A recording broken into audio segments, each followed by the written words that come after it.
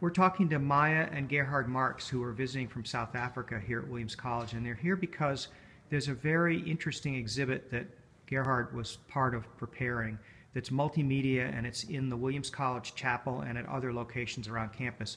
Can you, Gerhard, can you tell us briefly what the exhibit is, why you guys are here, and why you hope some people will look at it and get something from it?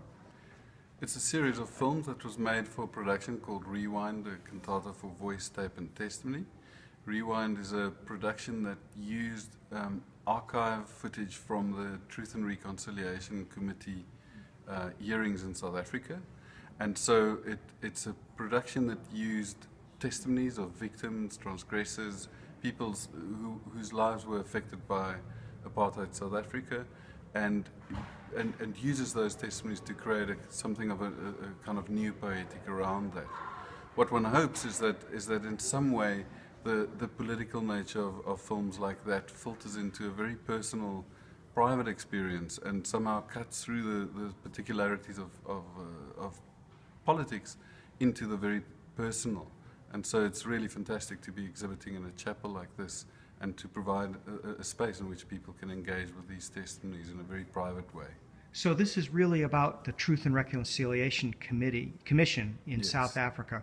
And so to what extent, Maya and Gerhard, do you see parallels between what South Africa went through or is going through now and the Black Lives Matter activity in the United States? I definitely think it's about getting an individual voice, but the individual voice voiced through a collective voice.